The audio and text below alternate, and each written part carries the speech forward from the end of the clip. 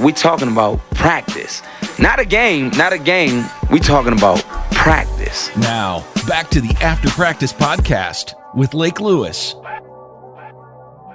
Welcome, everyone, to the After Practice podcast. I'm Lake Lewis Jr. Thanks so much for joining us. And before we get into the meat and potatoes of today's show, you can always follow me on social media, on Twitter at Lake Lewis, then on Instagram and Facebook at Lake Lewis Jr. You also can check us out on sportsjourney.com, and the new site will be launched next week. So we have a lot of changes to the site. You'll be able to see some great photography on there, and of course, articles and updates and everything pertaining to the Washington Commanders and the NFL. Listen, yesterday was one of those days that, unfortunately, when you've covered this team as long as I have, this is my 14th season, you see these things come up. And unfortunately for the Washington Commanders, they have a new ownership group, and it's been nothing but good vibes, and everybody's been happy. Well, yesterday that bubble kind of burst just a little bit because Ron Rivera was asked if it was true that there were some players that, were kind of complaining a little bit about Eric Bieniemy and his tough love, so to speak. And Ron Rivera said that there were some guys that had some concerns, and he told him to talk to Eric Bieniemy, and supposedly they hashed it out, and that's fine. Well, it's not fine with me. And the problem I have with this is that whoever those players were that had a problem with the tough love, that yes, Eric Bieniemy, who's himself, had this to say about his coaching style. Intense. And I would be afraid, too, to start if I didn't know him. But on top of that, one thing they do appreciate is this. I'm always going to be upfront, and I'm always going to be honest. Eric Bieniemy is who he is, okay? Eric Bieniemy knows how to adapt and adjust. Eric Bieniemy is a tough, hard-nosed coach.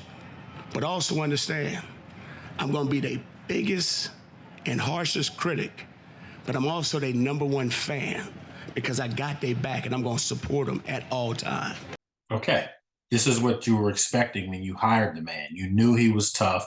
You knew he was demanding. You heard players in Kansas City say that, yes, this guy will get on you. He will ride you. But at the end of the day, he makes you a better player, an even better man. And that's what the Washington Commanders need at this point. Their offense last year was anemic. They couldn't do anything when they needed to. They lost games down the stretch because of poor play calling by former offensive coordinator Scott Turner. They had poor quarterback play, poor offensive line play, and yet you still have some pretty good skill set guys that weren't getting the ball when they needed to. Well, you bring in Eric Bieniemy, comes from Kansas City, where you have Patrick Mahomes, who one day could go down as the GOAT. You have Travis Kelce, who's one of the top 3 tight ends of all time.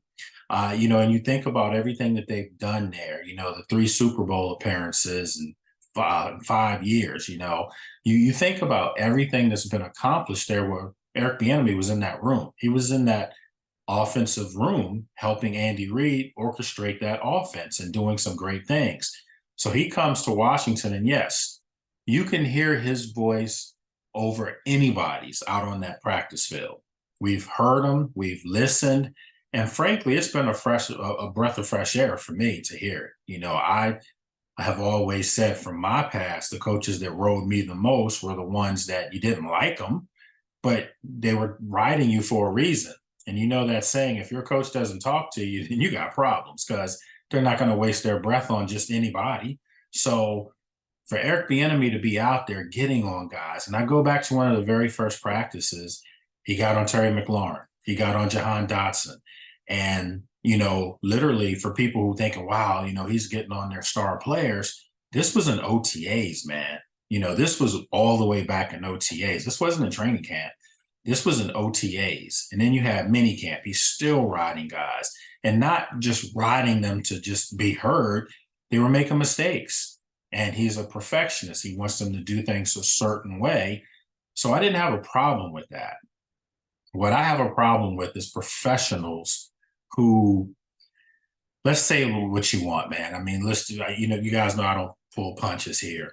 The Washington Commanders / Redskins at the time, they've been terrible for 25 years. Since Dan Snyder had purchased the team, they've been terrible. Let's just call it like it is. I mean, 3 playoff appearances in that time span doesn't get you off the hook. It doesn't give you a pass to say, well, we had some success. No, you didn't. You the years that you made the playoffs, you just got in. The divisions were down that time. And that's not take anything away from those guys that worked hard to get in the playoffs those years. I had a lot of friends on those teams. But with that said, this is an organization that hasn't done much. And you're trying to get to be what Kansas City's done over the past few years. You're trying to hoist a Lombardi trophy.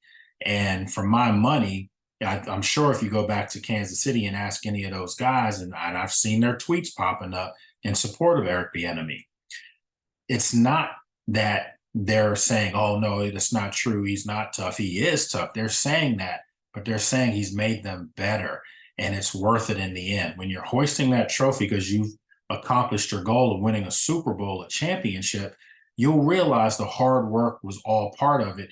And that hard work starts in training camp. Let's call it like it is. This is when it's supposed to go down. This is when you're supposed to have little fights here and there, and it's hot outside. Guys are frustrated. They're banging on each other literally every day, the same guy across from you. And that's why you can't wait till you get to your first preseason game, which is Friday against Cincinnati. But in the interim, it's supposed to be hard. You're learning a new offense. You're learning from a new person who's had success, and he's had success doing it his way. So for all those people that, were complaining, I did. I went on Twitter and called them soft yesterday. I actually called them soft. And I'm saying it again. I still feel that way because I think that that's a horrible look for players to be doing that in training camp. I mean, if you have a problem with something, you talk to the horse himself. I mean, you go to Eric Bieniemy. You don't go above him and go to Ron Rivera. That's insubordination to me at its finest. It really is. And it just didn't sit well with me. Are we making more of this in the media than need be? Maybe. But it's our job to report what we know, what we hear, not everything. And see, to me, that's where I think Ron Rivera erred yesterday. I just thought that he could have, in all his full transparency, which I give him 100% credit for doing, because I've been here covering this team when just the smallest thing was brushed under the carpet and you knew it was a lie. Well, Ron Rivera's not lying. He was flat out up front. And he said, yes, there were some concerns by players, and he told them to talk to Eric Bieniemy. I just wish he had said coach talk at that point. I just wish Ron Rivera had said, you know what? There was something that came up, but we handle it in-house and it's over. It's done.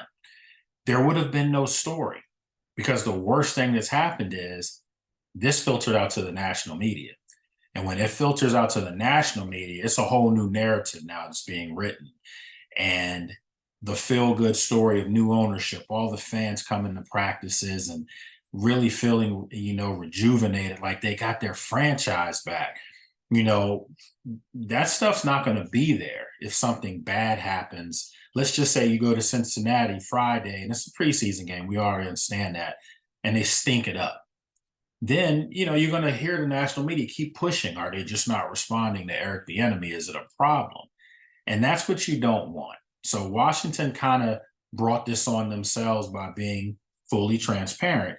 So it's almost like you praise them for being transparent, but then you got to criticize them for being too open about it. So hopefully this thing can be put to bed. The culprit, so to speak, who brought this to light should feel ashamed of themselves, frankly, and they should feel bad. And they should feel bad for their teammates who want that tough love, who want to be pushed to the max to see how good can I be as a player. You don't want to cut any corners. You want to get it the right way. You want to earn it the right way. This is in all our professions. It's me sitting here in this studio. It's everything. You want to make sure that you have worked your ass off to get the things that you want.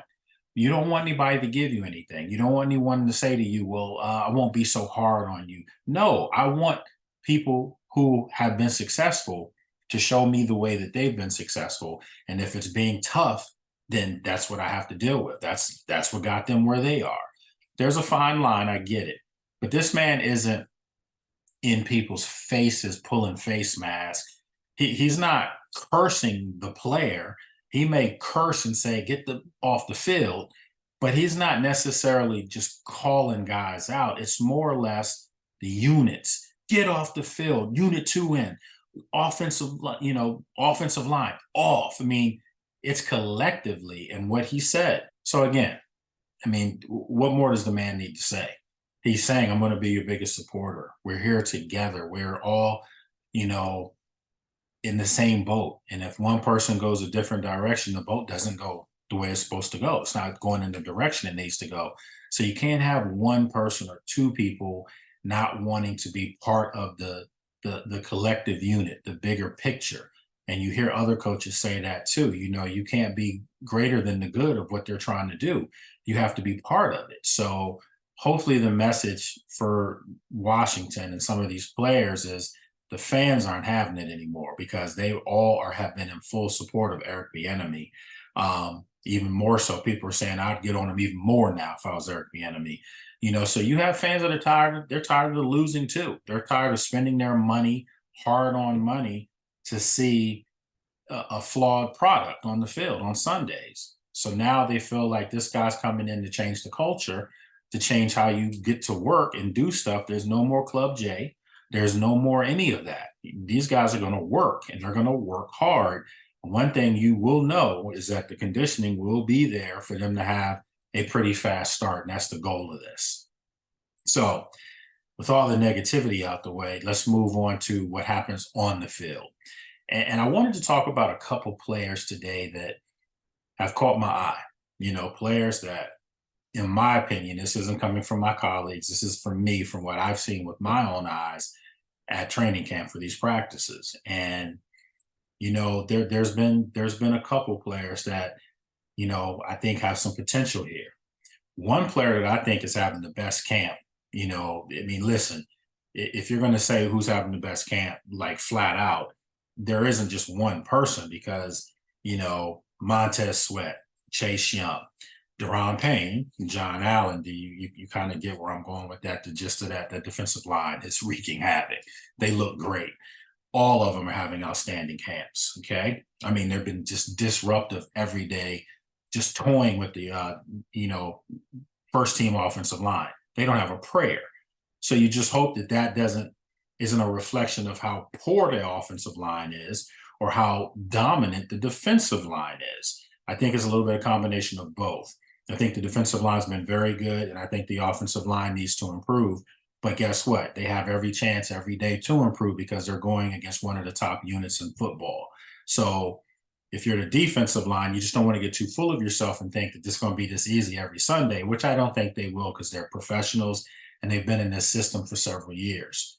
But with that said, there are guys that have stood out to me, and I think that it's worth talking about, because some of these guys may not be frontline players, may not make the team, frankly, but I think most of them will. And I think one of them has really raised his stock as far as what he's going to produce for this team this year. And to me, that's the guy I'm saying is having the best camp, because he's standing out with his play.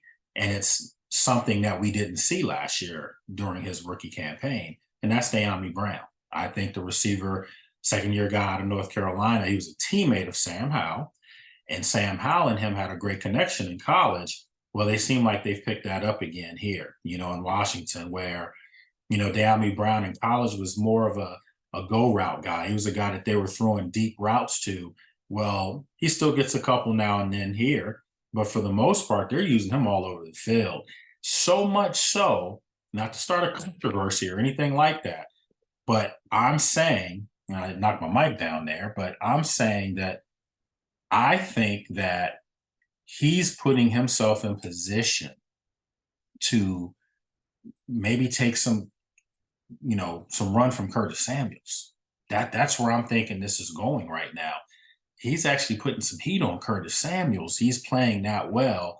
Curtis Samuels is your number 3 receiver. He's your slot guy. He's a guy, they're all versatile guys that can run different routes, different formations. But I think Dyami Brown has shown something that most of us didn't know he had. I didn't know he was as twitchy as he is, as quick as he is. I mean, this guy's all over the field right now. Eric Bieniemy seems to have found the right way to use the young man, and he looks really good. He looks really good. So to me, he's having the best camp. I think right now, obviously, he's entrenched as your number 4 receiver, but I think that he's going to be able to take some reps from some of the guys ahead of him, to help spell them at times, to just run some of the same routes they're running because of the versatility. And that's a good thing for Washington's offense. So they're going to need that from Bieniemy Brown. I'm expecting for him to haul in at least 30 passes this year. I really believe that he's capable of doing that as your 4. I think they're going to be able to move the ball around to a lot of different parts this year in Eric Bieniemy's spread offense. They're going to spread the ball. They're going to get it to a wide open guy and let them work magic with the ball. So it's not going to be catch the ball, you go down. They're going to get the ball in space where they're able to get some yak afterwards, yards after they catch the ball. So I'm looking forward to seeing how Bieniemy Brown will do. Another guy that's really having a solid camp is Brian Robinson. I know the last couple of days he's had a couple drops, but for the most part, Brian Robinson's showing that he can catch the football out the backfield, and he can do it pretty efficiently. We all know when they drafted him out of Alabama, he was more of a sledgehammer at Alabama, north-south runner in between the tackles, power back. And he came in preseason last year as a rookie and was really making waves. And unfortunately had the unfortunate incident where he was carjacked and shot in the leg and had to miss a couple games. So he came back and he still was an effective back. And, he had one of the memorable runs in the NFL last year where he trucked over a defender for a touchdown. You saw those flashes, but a full off season and he's healthy again. His leg is back. He's good. I'm telling you, the guy looks really good. He's got a different gear, different burst, but he's catching the ball out the backfield. And, I spoke to Ron Rivera after one of the practices about Brian Robinson and him making plays with his hands. This is what he had to say. Coach, Brian Robinson has been making plays with his hands out there. Yes. Are you, obviously, he can catch, but is that something you want to see more of in the offense for him? Well, I think for all of our backs, you want to see these guys get opportunities to get the ball in space. Last year, Brian showed everybody in space, he's a load.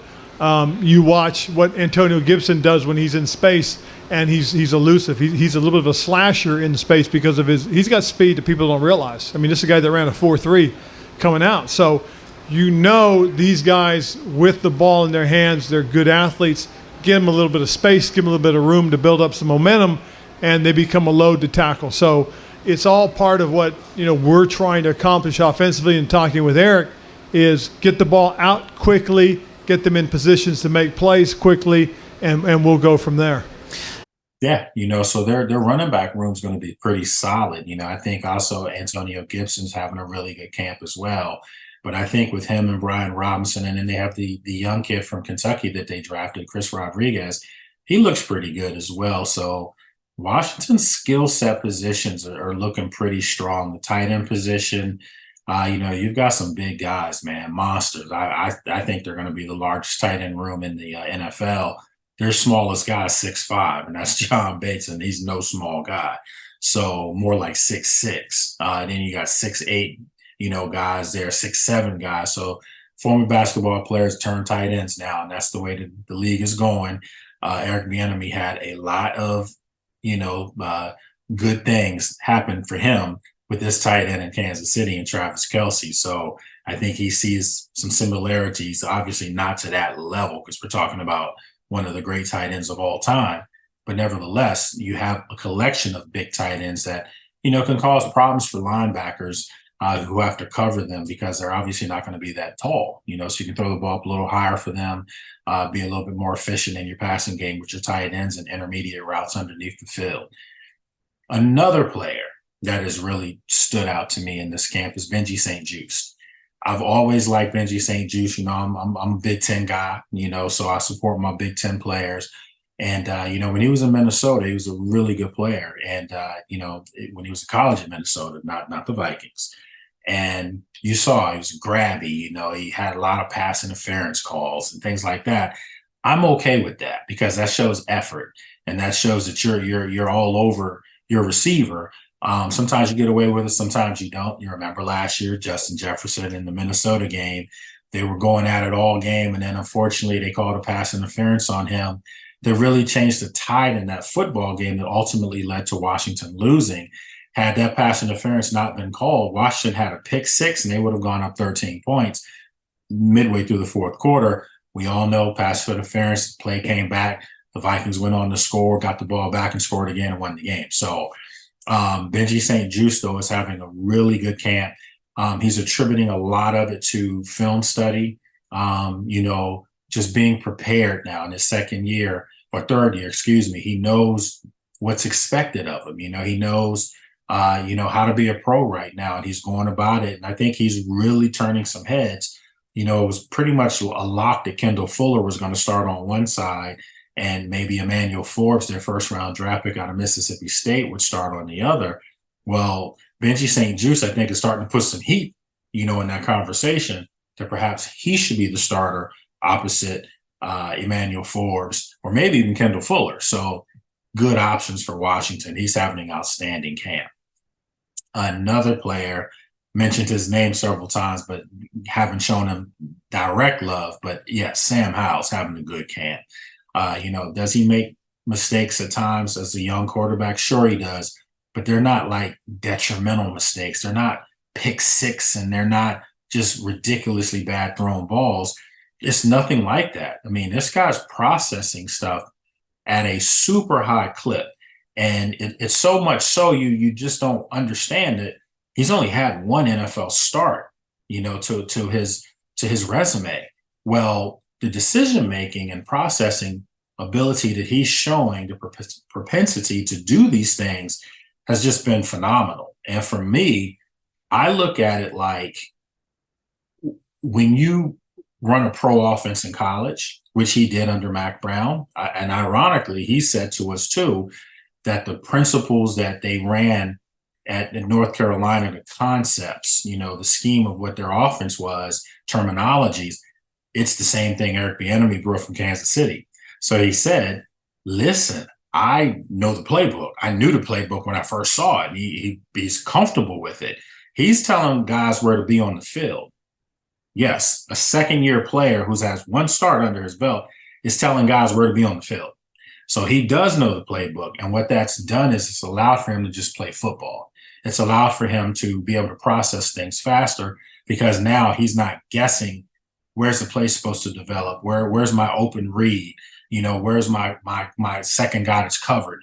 He knows all these things. And that's a good thing for the Washington offense, and especially Eric Bieniemy, because you can throw more of the playbook at him and you can open up your offense a little bit more than most would be doing with the second-year quarterback with one start. Sam Howell's having a really good camp. If you ask me to give him a grade, 1 being poor, 10 being outstanding, I'm going to give him a 7.5 right now. And he has a chance to get to that 8 mark. I really believe that. And before you say, this training camp, there's no bullets flying, whatever, he's doing this against a stout defense that has a chance to be one of the top 3 in the league. So that's helping his game. That's helping him get better, helping him process information a lot faster, and helping him play football. So those are good things. Now, some other guys, Mason Brooks stands out to me as offensive lineman, and undrafted offensive lineman. And he's been out there mauling guys and talking trash and letting you know it. So much so that I'd like to see him get a shot, maybe at some point in the preseason, run them out there with the first team guys just to see what you can get, because sometimes you just luck up. Sometimes you find a diamond in the rough where you weren't looking for it. You thought you had some coal, and this guy might be one of those guys. I liken it to not at the level, but I just liken it to when you find something you didn't really know that you had. And I say that with Terry McLaurin. When this team drafted Terry McLaurin, make no mistake about it, and don't let anybody fool you, they were drafting him to be a special teams ace. They were drafting him because he excelled at that at Ohio State. And you think of all the receivers that he was behind at Ohio State, he didn't have a chance to shine. He may show you every now and then, this guy's good. He was Mr. Indiana in high school. So obviously he was a great football player. But when you go to Ohio State and you have other first-round draft picks right there in front of you, it's hard for you to get on the field. So he made his living on special teams. And when Washington took him, in the 4th round, that was the guy that people were like, well, what's he going to do for them? Are they going to use him as special teams, which they thought they were? And he's self-made. He's just happened to turn into one of the best receivers in the game. Great young man, just a great leader for this franchise, the face of the franchise. And he's a Pro Bowler. So, again, these are the things that you want to find. I think Mason Brooks could be that guy if he's given an opportunity. So keep your name, right there for Mason Brooks. Another young man that is starting to turn some heads. And, this tight end room, when I mentioned the height and the size, that was for the 4 guys that were there last year. That was for John Bates. It was for Logan Thomas. That was for Cedric Hodges. And that was for Cole Turner. Well, there's another guy kind of entering the fray quietly, and he's having a really good camp, and that's Brandon Dillon. And if I asked you, where the heck is Brandon Dillon from, no one's going to guess it because he's from Marion College. That's what I'm talking about. Just a guy just needs an opportunity, and he can do something. So for this young man, he's starting to turn some heads, and for my money, he's starting to put some heat on that number 4 tight end position. So, if I'm Cedric Hodges, you might have to raise it up just a tad. Cedric Hodges is all of 6'8", huge player, and's got a lot of upside. But I think this kid Dillon is really starting to put himself in that conversation to make this football team based off of what we've seen so far. Naturally, you got to translate to the games. You got to do it in preseason, and you got to continuously get better in practices. But if he continues to do what he's been doing, it's going to be tough to keep him off this roster, this final roster. So remember, keep your name out there for Brandon Dillon. All right. Another guy, I'm going to go, 2 more guys, actually. Cody Barton, linebacker. Cody Barton, who they signed as a free agent from Seattle. He just needs an opportunity. And I remember when they picked him up, I remember going to some Seattle draft boards and some Seattle fan boards, and they were like, a lot of them said, this guy's pretty good. He just needs more run, more reps, more opportunities. Then there were some people that were like, he's got some holes in his game, not a really good pass defender, really good run stopper. Well, the way they're using him, in the Commanders defense is, yes, he's a run stopper, but he's a guy that's running sideline to sideline, and he's making some plays out there, very vocal too. And I think that that's an added bonus too. It's kind of got like a nasty streak in him on the field. And I like that because that bodes well for this defense. Because this defense, let's face it, they're so extremely talented, but they need to get a little dog in them. We want to turn these things into an alley fight. You want to make sure that you're the last person standing in the dark, pretty much. And you need guys that are going to come in, and when they get on the field, they go from being nice off the field to just being jerks on the field, nasty. And I think this defense has a chance with Cody Barton in the middle to do that. Him and Jamin Davis will be in the middle, but you're going to see a lot of 5-1-5 sets. And it's something that, their Cinco package that they talk about and things like that. I'm really impressed with what I'm seeing, and I think he's a nice addition to this football team. But again, it's been in practices going up against the same people, their tendencies. Now you get a chance Friday to see him do it with the live bullets going, when it counts now against the Cincinnati Bengals. All right, another guy.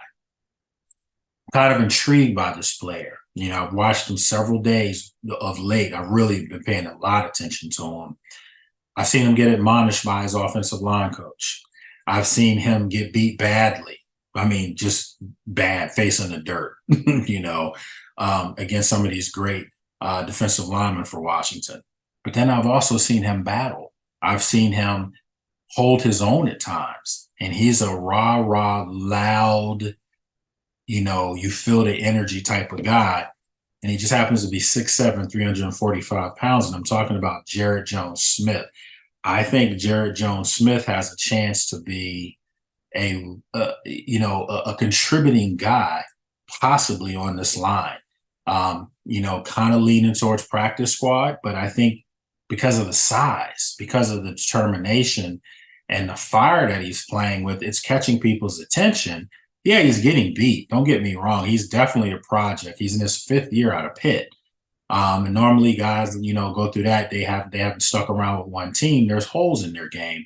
But sometimes people just need a change of scenery and the scheme might fit them better.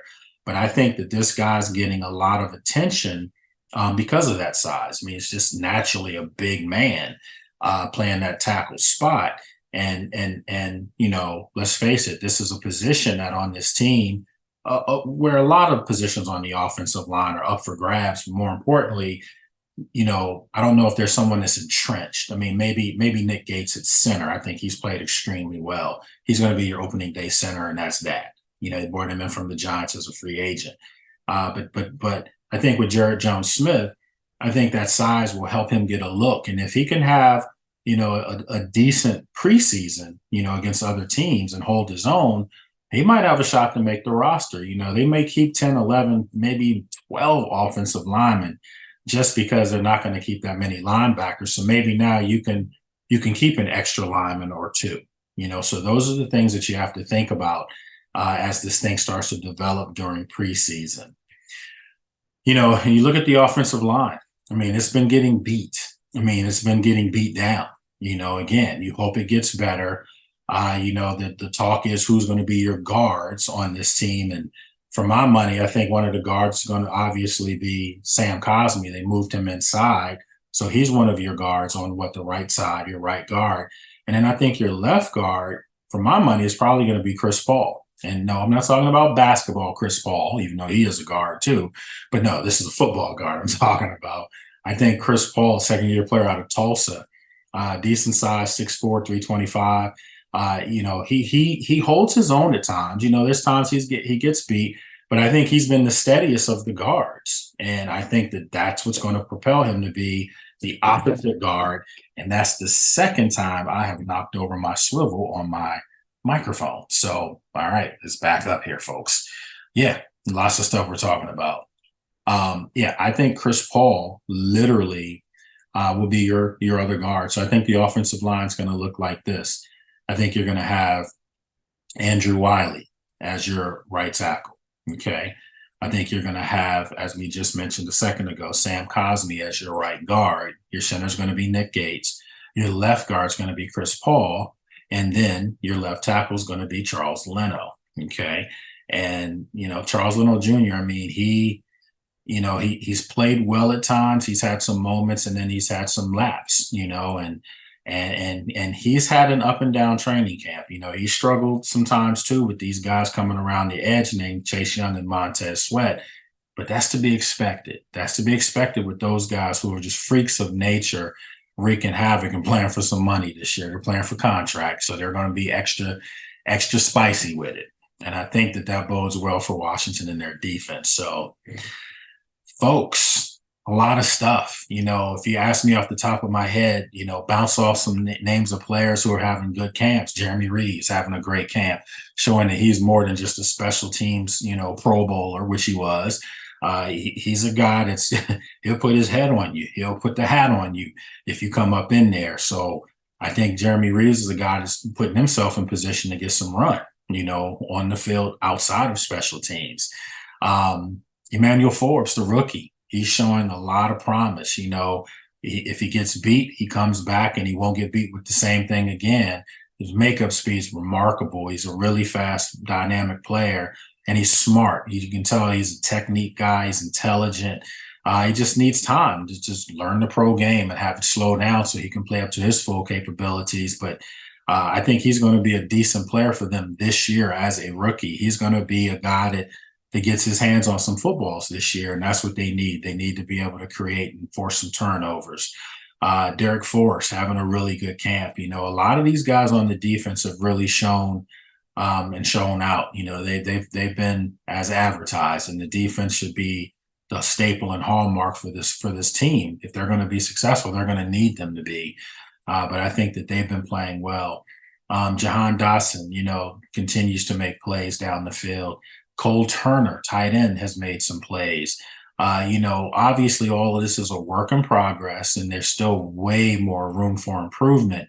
But for the most part, this is my 14th year, as I mentioned, And I think this is the deepest team that I've covered, from top to bottom, 1 through 53, whoever those 53 are going to be. Obviously, there's 90 right now participating. But I just go back to the 2012 team, 2012 team, RG3 rookie team that ended up winning the division, got in the playoffs. That team had some dynamic talent on it. It really did, but it was a lot of frontline players. The backup players were okay, but the difference now is the backup players on this team have a chance to be starters. And that's how your roster's improved. You've got some backup players that could start for some other teams in this league, especially along that defense.